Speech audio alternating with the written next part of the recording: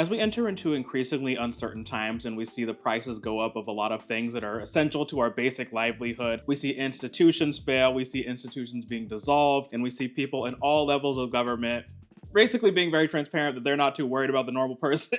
It's becoming increasingly apparent that mutual aid is going to have an essential part in making sure that we are all safe, protected, and that our communities have the resources we need to be able to live the lives that we need to live. I think a great example of this was with the recent fires in LA, where MassBlock LA, a mutual aid organization that's focused on providing respirators and COVID conscious information to people in the LA area, were largely the ones that were distributing respirators amidst the wildfire smoke and things like that, because the local institutions that should have been adequately prepared to deal with these things were not adequately prepared to meet that moment. And as these things continue to happen, like climate issues, food insecurity, so on and so forth, it is largely going to be each other that is going to be responsible for making sure each other is safe. And I think if you look on social media, you talk to people in your real life, so on and so forth, I think more and more people are realizing that we need to rise to meet this moment, but there are a lot of people aren't necessarily sure like how to get involved, what organizations to join, what they can do, and if you need to be doing these like large national level institutions, or if there are things you can do in your own community, in your own kind of livelihood to help the people around. And so today I want to talk about that a little bit, both because that's something I've recently kind of gotten back into and something I have a history of doing growing up on and off. And I want to talk about that today because I think there are a lot of people that are telling you to get involved with mutual aid, telling you how important it is, so on and so forth, but I haven't seen a ton of people kind of explaining how to get into it. So I want to do that today. But before I get ahead of myself, hi, my name is Jacob. Welcome back to Sunday Yap Session, the show where every Sunday I hop on here and yap at you all about something with some sort of cohesive through line to carry us all through, and sometimes we do better than others. If you enjoyed today's video, please be sure to give it a like because it helps me out quite a bit. And if you want to come yap with me every single Sunday, be sure to hit that subscribe button because I upload at least once a week,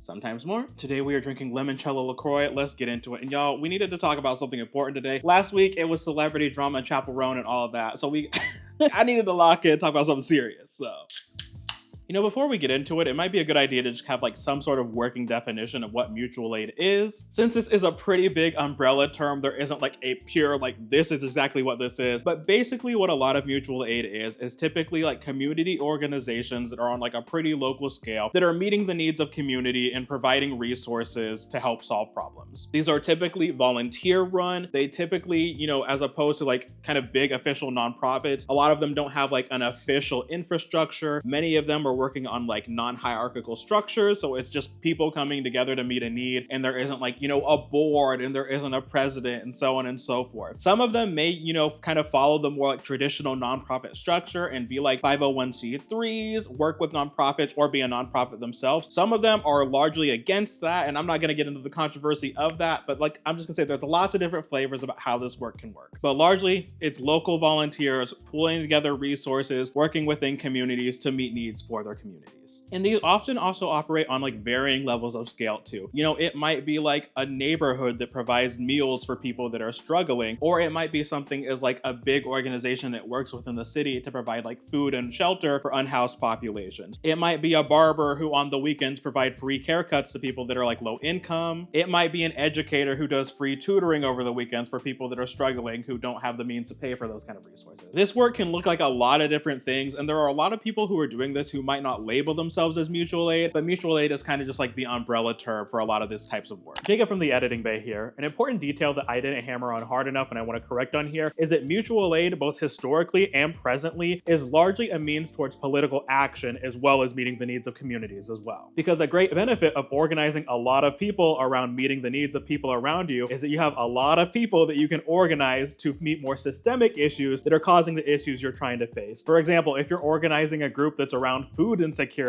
it makes a lot of logical sense to, once you have started to meet the needs of your community, to organize that community around addressing systemic issues that are causing that food insecurity. A great example of something like that is like the Black Panthers free breakfast program. They weren't just giving out free lunch to meet the needs of the community, although that was a big part of it as well. That was part of a larger movement towards Black liberation, towards political action, and using unity to affect positive change. So just wanted to put that in there. So now that we're working with like some loose definition, let's get into some of the tips. So I think for the first half of this video, I'm going to talk about just some of the ways that you can get involved. And then in the second half, I'm going to talk about the specific things that I do with the organization that I'm a member of and kind of identify some of the ways that you may not typically think are things that you can do to support mutual aid that are actually very, very essential. I'm someone who's more of like an example-based learner. Like I need to see something, I need to like have it all kind of laid out. So I want to do that in the second half if you're someone who's kind of similar and wants to see a kind of concrete example of what these things are like. So I think the first and one of the most important things to getting involved with mutual aid is identifying something that you're like specifically passionate about. Now I think there are like general kind of interest things you can go into, and if that's what you're passionate about, I say go for it. But I think if you pick something that you are specifically very, very passionate about, it's going to make it a lot easier to be like a lot more consistent, show up regularly, and kind of like ingrain yourself into this rather than just something you kind of show up and do and you're not like super driven towards it. Like for example, when I was looking into mutual aid organizations that I was interested in joining, I am really interested in assisting with like COVID conscious kind of education, getting people free respirators, COVID tests, and so on and so forth. So when I was looking for a mutual aid organization to join, a mask block seemed pretty fitting and kind of like perfect for what I was looking for. But you might be specifically interested in things, you know, like reproductive justice, you know, providing water to people, providing food to people, clothing, so on and so forth. So once you've kind of identified like what specifically will drive you, that can kind of help you look for like what organizations you want to join. Like if you're interested in like getting food to people, like something like Food Not Bombs organization, or just like kind of like doing your own sort of like local thing where you're providing meals to your community, might be something that's kind of like more up your alley. And I think, you know, as someone who, if you're interested in this, you're probably someone who's like compassionate and already wants to help people just kind of as a whole. So I think, you know, regardless of where you go, like it's great and you're going to feel good about it. But if it's something that does kind of like already internally drive you, like I said, it's just going to be a little bit easier to like commit to it, show up regularly, and like hopefully not get like burnt out in the process. So after you've kind of identified what you want to do, you know, what area you want to go into, I think a next great step is doing a personal assessment of like what skills you have and what you're able to bring to the table before you start like reaching out to organizations. Now, I think this can kind of help twofold. I think this helps you and the organization that you're reaching out to, because I think it can help you identify ways to help that might be outside of like what both perspectives are kind of thinking of when it comes to helping out. For example, say you have like a mutual aid organization that's primarily focused on like providing meals to the community, and you're like a photographer who was a horrible cook who's seeing this work is like, I'm really passionate about this, I want to help, but like I can't really make food. But if you're a photographer, you might be able to go in and take pictures of them making the meals and like kind of doing their prep work and stuff like that. And that might be something they could leverage to like get other people in the community interested by demonstrating what they do, you know, putting that on social media, showing that to people who might be interested in financially contributing, so on and so forth. And if they didn't have that person who was able to, you know, craft really good, compelling,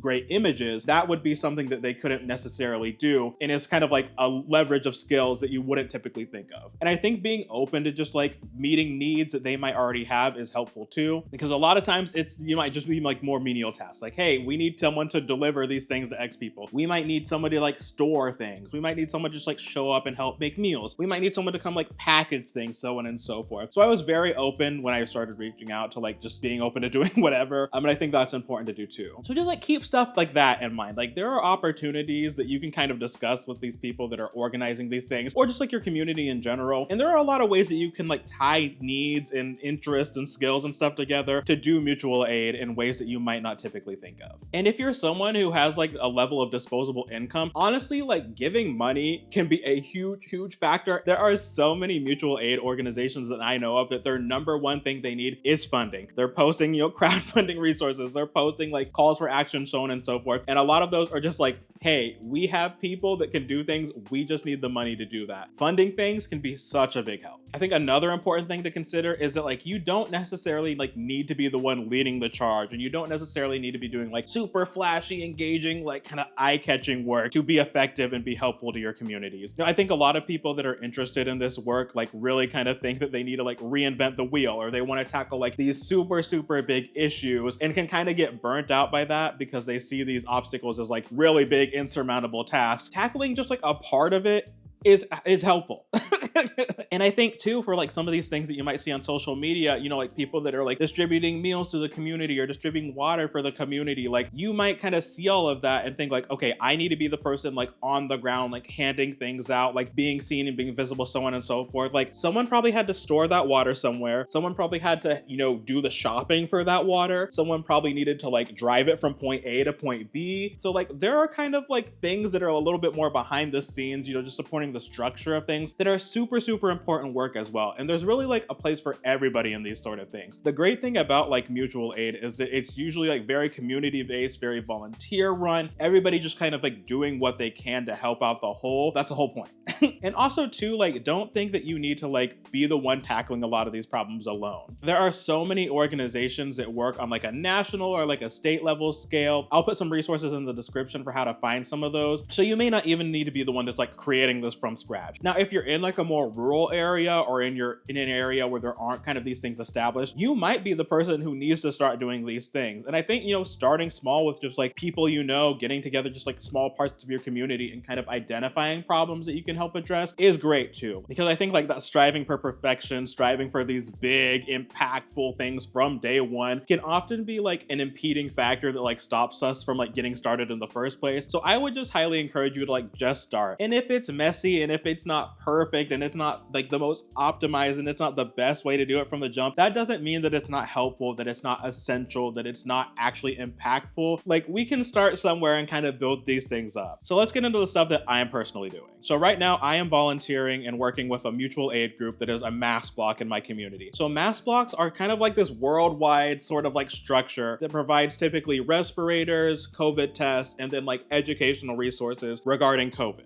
Similar to a lot of like national or like worldwide organizations, the one that I work with is like an independent little cell kind of as part of a network of these. This isn't like one centralized sort of structure, and we all kind of work like independently in our communities. So when I reach out to my local mass block, I just reached out to them via Instagram because that's how they were largely working. And I just reached out and said, hey, my name's Jacob. Here's the background that I have. I work in, you know, media, communications, and marketing. I have experience, you know, designing graphics, doing social media content. I have like a whole catalog of content around this topic that I've already made. I'm a writer, so on and so forth. And those are kind of the skills I bring to the table. But I'm also just like down and totally willing to help with like literally whatever you want. And then I also gave them like my availability of like how much time I was able to commit to this, because I have a very, very, very busy life, unfortunately. And I have a tendency to get involved with things that I'm passionate about or I really want to do, and then kind of like burn myself out. So I was really intentional being like, hey, here's how much time I can dedicate. Here's kind of what I can do. Can we work with that? And so I got involved and we started working together.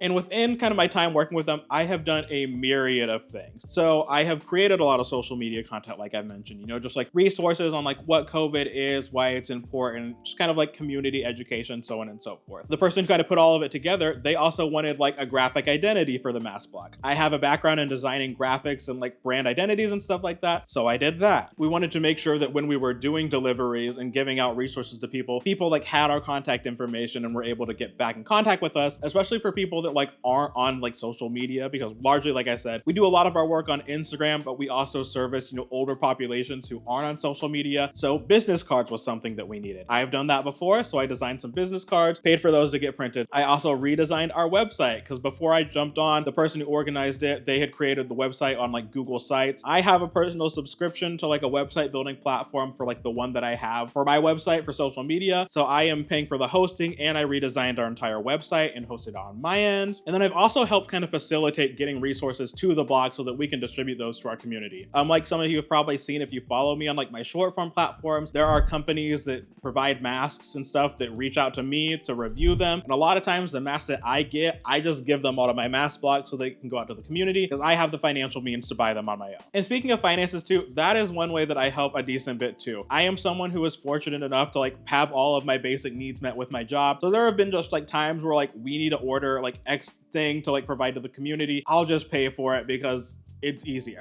And our organization is on the smaller side, so, you know, doing things like crowdfunding is something that we haven't really like talked through sort of yet. And so a lot of people that work in the mass block have also been the ones that are like funding the mass block essentially. We've received like some public donations, and then our founder, she has funded quite a bit of it. And then all of us have like also contributed financially as well. Like I mentioned earlier too, I have a background as a writer, and we've been trying to get more media attention. So something that we've been working on currently is like putting together a press kit so that we can reach out to the news media. Fortunately, that hasn't been super super successful yet because our local newspaper is like low-key ignoring us, but we've been trying to get in contact with, like local media and like some other mutual aid organizations and stuff in our community to help get the word out. And I've helped with that. And then also because of where I work, I have pretty much unlimited free printing access. So just like printing things has been a big part of my job as well. Like I mentioned, on top of respirators and COVID tests, we also provide a lot of like zines that are educational, and some of the other people that are in the organization go out and like table at local events and stuff like that. So a lot of times if we have zines and stuff, I will be the one printing those. And I've probably printed like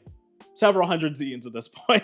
And then I think outside of all of those, just kind of like tangible, more concrete things that I help out, just as a group that is like multiple people in an organization, a lot of the stuff I contribute is just like ideas and brainstorming. When we're talking about like, oh, like what resources should we buy? Like what communities should we be kind of like reaching out to? Are there ways we can expand our work? Are there institutions that we can partner with? So on and so forth. And so a lot of the ways I help is a lot of times just like providing my perspective, providing information. And so I share all that to just kind of like illustrate there are so many different ways that you can help out in so many different organizations. And there are so many different ways within the block that I work in that people are helping out. There are people that are like storing masks. There are people that are working on like reaching out to like other organizations in our area and seeing if they want to partner. There are some people, getting in contact with nonprofits and seeing if they're willing to be like a fiscal sponsor. There are people, going to events and tabling. There are people, like doing the specific deliveries. There are people that are like taking in all the inquiries and packaging all the masks and stuff like that, and so on and so forth. So there are really just like so many ways for you to get involved, and there are so many ways that you can help. And that's kind of what I wanted to create all of this information today and share this all with you, and hopefully provide some motivation or some sort of help to getting involved with these things. Like I said earlier, I think just like getting involved is the most important step. Like just doing it and kind of learning as you can go is so helpful. And a lot of these organizations are more than willing to teach you. And you might even see if there is like mutual aid organizations in your area, if they do like orientations. I know there's one near me that like every month they do like a monthly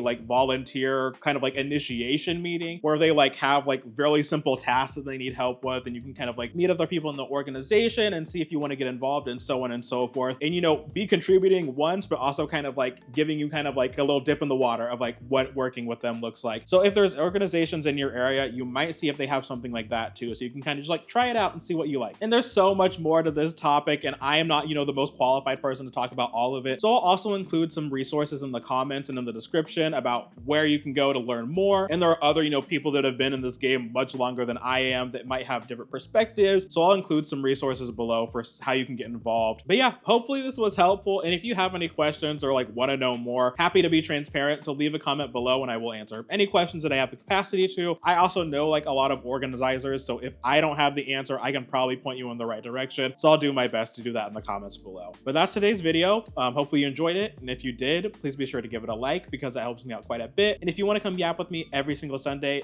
be sure to hit that subscribe button because I upload at least once a week, sometimes more. I will catch you all in the next episode. See you later.